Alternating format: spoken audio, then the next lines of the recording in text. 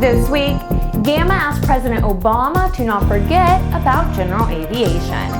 House and Senate leaders reach a compromise on the long-stalled FAA funding bill, and Aero-News goes to Sebring to check on the health of the LSA movement.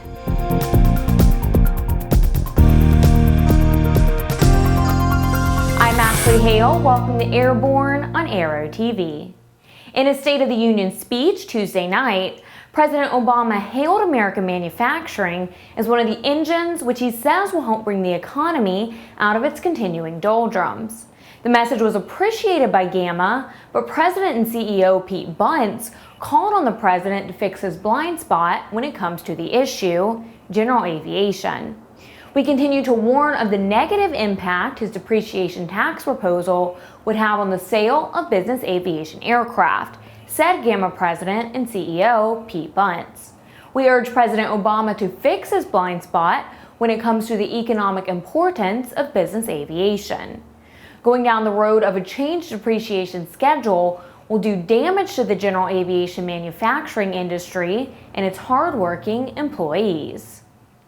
House and Senate leaders appear to have reached a compromise on the long-stalled FAA funding measure.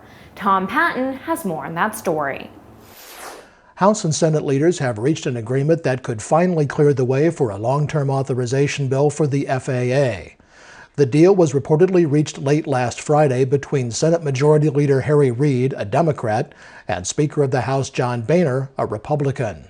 The two have apparently resolved the labor issue, which has been a wedge between the two parties on the bill for the past year.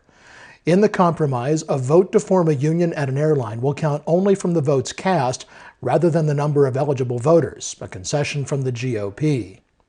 Democrats agreed to a Republican provision to require 50% of a labor unit to ask for a union vote rather than the 35% currently needed. They also agreed to allow for a runoff election if no clear winner emerges. The runoff can include a no-union option. While other issues, such as essential air services, slots at Reagan National Airport, and transport of lithium batteries remain, the labor issue was widely seen as being the major roadblock to a long-term funding bill. The current continuing resolution expires January 31st, which is not enough time to get all of the issues resolved between the House and Senate. The House on Tuesday passed a 23rd continuing resolution, which funds the agency through February 17th. The Senate was expected to consider similar legislation later in the week. Of course, the two sides have been near a compromise before, and whether or not the two chambers line up behind their leadership remains to be seen. However, much of official Washington is saying that this time, the FAA may be funded long-term for the first time since 2007. For Airborne, I'm Tom Patton.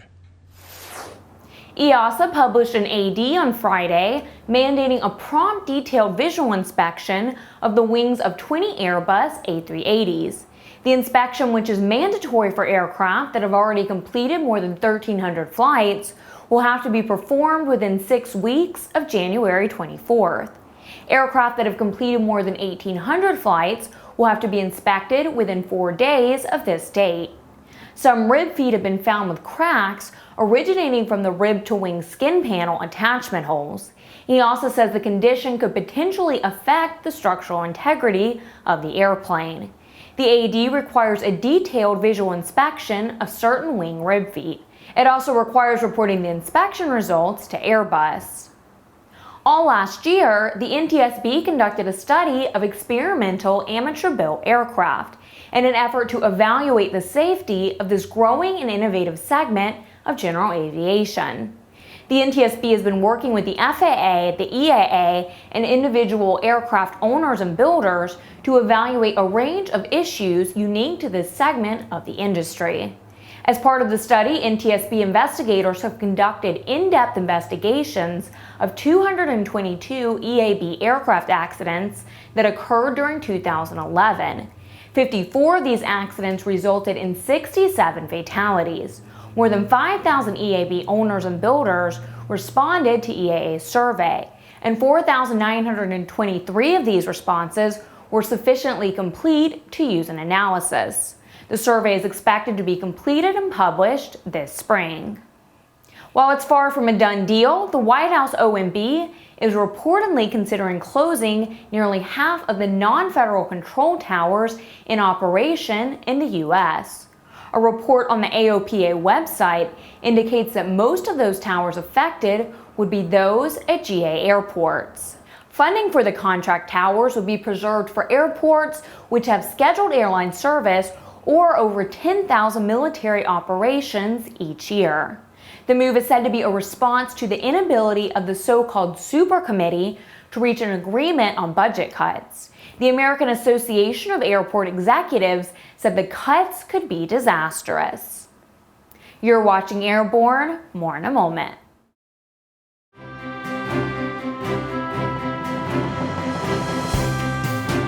Since its inception, Redbird Flight Simulations has been dedicated to developing new training technologies and processes in an ongoing effort to make aviation safer, more affordable, and more accessible. We're using technology to make this kind of training accessible to all flight schools of all sizes and all budgets, and to democratize flying in general, because we make this kind of training more accessible to people.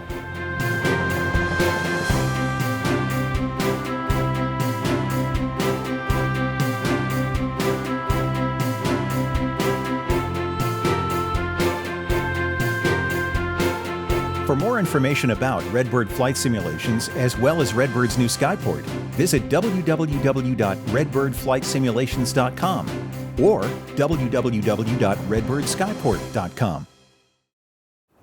Welcome back. If you'd like to suggest a story for Airborne, Aero-TV, our website or podcast, send us an email to news-spy@aero-news.net. The NTSB has cited an operational error by a tower air traffic controller as the probable cause of a near mid-air collision involving a regional jet and a Cessna 172 over the Gulfport Biloxi Airport. On Sunday, June 19, 2011, at 12:35 CDT at Gulfport Biloxi International Airport, the Cessna was cleared for takeoff on runway 18 by the tower air traffic controller. 16 seconds later, the same air traffic controller cleared an Embraer 145 for takeoff on runway 14, the flight path of which intersects the flight path of the other runway.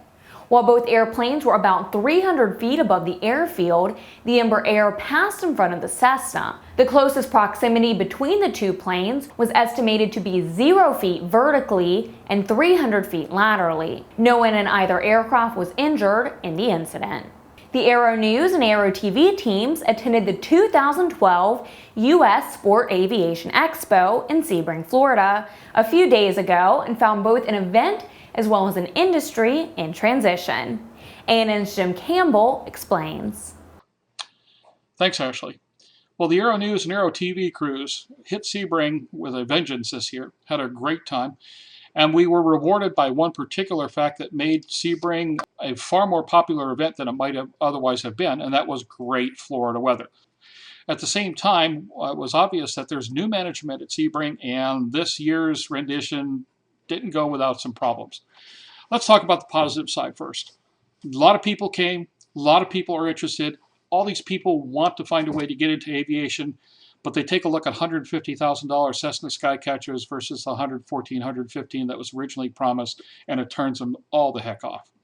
At the same time, there are outstanding values out there, or compelling airplanes that are worth a little bit more.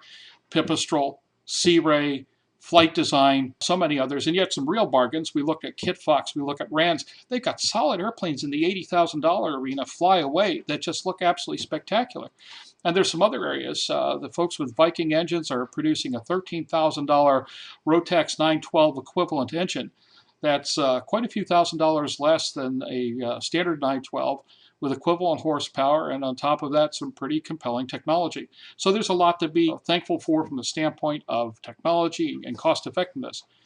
Now, on the other side, it's getting very hard for these vendors to keep going to these shows. And particularly is tough with Sebring this year because a lot of folks found that the rates were jacked sky high, 3, 4, 5, and 6, and 7 times the old rate, according to a number of folks. They had problems communicating, problems getting electrical, problems getting certain things done.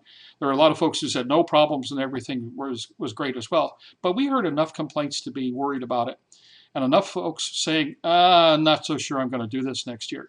Sebring needs to take a look at what they learned from the first year and really tighten it up for the next year if they're going to be able to draw in the amount of vendors that they hope for. And the vendors seem to be a bit down this year. It was not quite the attendance we've seen in the past. Thankfully, people made up for a lot of that. Additionally, the associations are now talking about broadening the definition of LSA. They want more poundage, they want safety equipment, they want this, they want that. The FAA is not saying much. They seem to be quasi-amenable to listening, but it offers some opportunity for broadening the definition of LSA, making more rugged, safer, better values in the future, and we hope that we get somewhere with that. The much postulated medical certificate issue for private pilots and all is still God knows where with the FAA. I hope that the associations continue to push that. That's a big deal. There are a lot of folks in LSA because they're either scared of or really can't deal with medical hassles, but be able to broaden it out through the rest of aviation would be a big push. Modest thumbs up for Sebrings. It was an interesting event. Air traffic control was well run, really some spectacular flying. I personally had some great time in the coming weeks. 12, as distributed by Hanson, our folks also flew on board the Pipistrel and did some work with the Calidus gyros. We got a bunch of air-to-air, a bunch of flying, some great stuff you'll see over the coming weeks. More important in the coming weeks, LSA is alive and well, and people really want to be in it. But we're going to have to look at the value proposition. We're going to have to sell it better. And most important of all, we've got to find a way to make the industry more accessible to a greater number of people. For the Aero-News Network, Aero-TV, and Airborne, I'm Jim Campbell.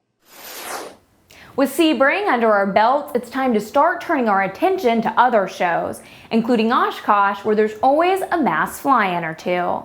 This year, hundreds of Piper Cubs are expected to turn the flight line at Whitman Regional Airport into a field of yellow as part of the week-long celebration of the iconic aircraft's 75th anniversary. All Piper Cub owners are invited to fly in and be a part of the celebration at EAA AirVenture, which will feature a special aircraft parking section located near the vintage area along the flight line.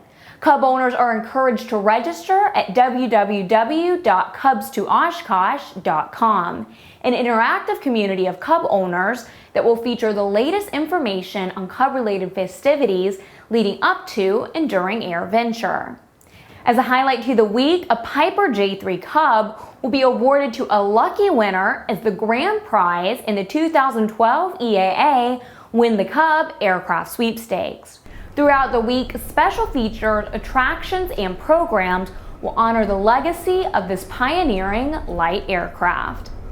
NASA's space shuttles won't fly again, but the agency doesn't view that as the end of their mission. In the case of the shuttle Atlantis, NASA says its next mission, to inform and inspire generations of visitors to the Kennedy Space Center Visitor Complex in Florida, is one step closer to reality. A groundbreaking ceremony last Wednesday officially launched construction of a new 65,000 square foot exhibit at the complex's Space Shuttle Plaza, where Atlantis will be the main attraction. The vehicle will be displayed as if in flight with its payload bay doors open, offering a view of its 60-foot-long cargo area.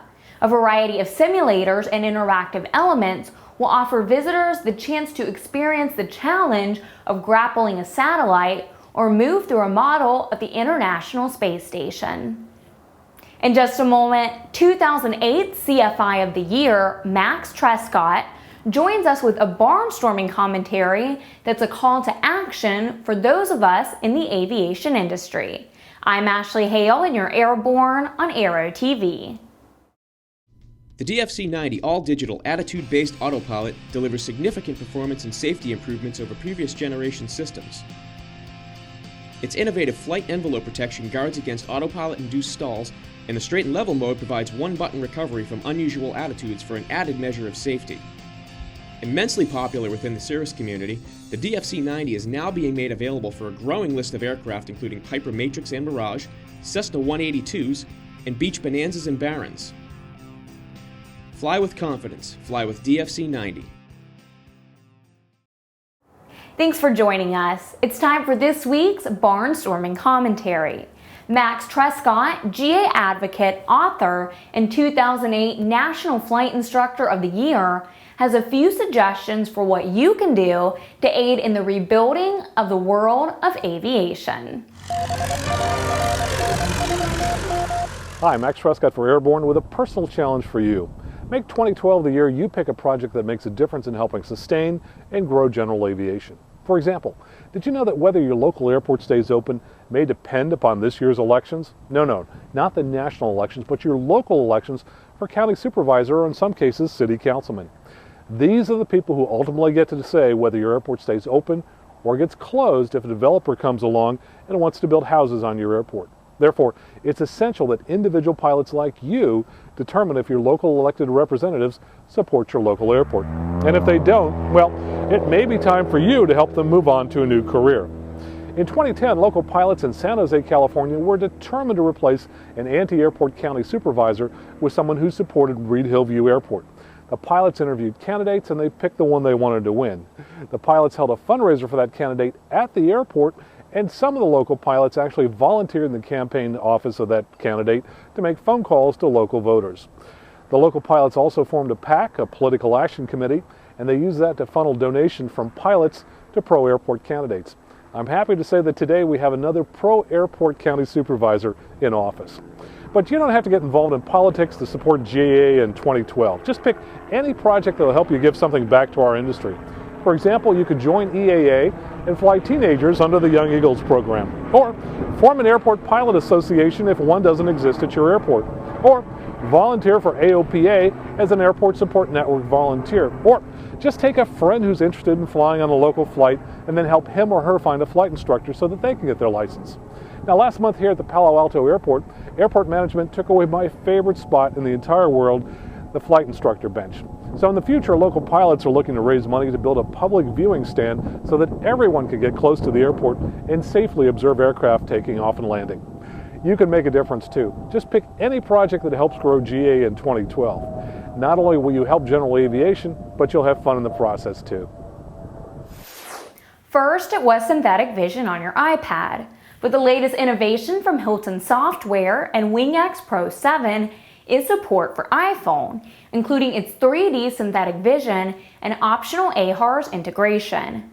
The latest version of the software includes new pinch to zoom and swipe to pitch capabilities that provide a pilot with look-around ability and a new bird's eye view mode, enabling pilots to get an expansive 3D terrain view.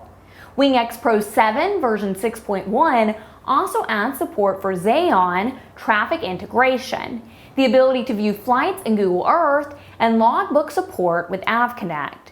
Version 6.1 seamlessly integrates an autorouter for route planning. Dr. Hilton Goldstein showed off the new software to us at Sebring. Look for that video report here on Aero-TV. The long-anticipated George Lucas film Red Tails, a dramatized telling of the story of the Tuskegee Airmen, opened last week in theaters across America. ANN's Paul Plack has been to see it and brings us this brief review. Ashley, George Lucas had to fund the production of this film himself after being turned down by several Hollywood studios. They told him a black film wouldn't be able to earn back a $100 million production budget. If Red Tails doesn't break even, it won't be because the story lacked broad appeal. It may have more to do with too much slow-moving story detail or too much melodrama. But as you might expect from George Lucas, the aerial combat scenes came out terrific, even if they occasionally got the sound wrong. Parts of the film will remind you of World War II movies of a half-century ago, and that was done on purpose. Most important, the movie does the story justice. Don't wait to see this one as a rental. Red Tails has to be seen on a big screen. You'll be glad you went. For Airborne, I'm Paul Plack. The first night flight in the history of the Lockheed Martin F-35 program was completed last Wednesday at Edwards Air Force Base, California. Piloted by Lockheed Martin test pilot Mark Ward, AF-6 and F-35A conventional takeoff and landing variant launched at 1700 Pacific Time and landed after sunset at 1822. The mission consisted of a series of straight-in approaches in twilight and in darkness. The pilot also performed an evaluation of the F-35's cockpit lighting, which Ward called the best he's ever seen. The testing will clear the way for night refueling and formation testing later this year. Meanwhile, F-35 program manager Tom Burbidge says the company has come up with a fix for an issue with the fuel dump system that has cropped up in earlier models of the airplane. Burbidge told Defense News that the modifications will be installed in a test airplane earlier this year, and testing will begin in the second quarter on a permanent modification for all production airplanes. Burbidge offered no details about the fix other than to give the timeline for its testing. Each week, we share with you a sample of an online video one of our viewers thought was especially entertaining. We call it AVW, the Aero Video of the Week.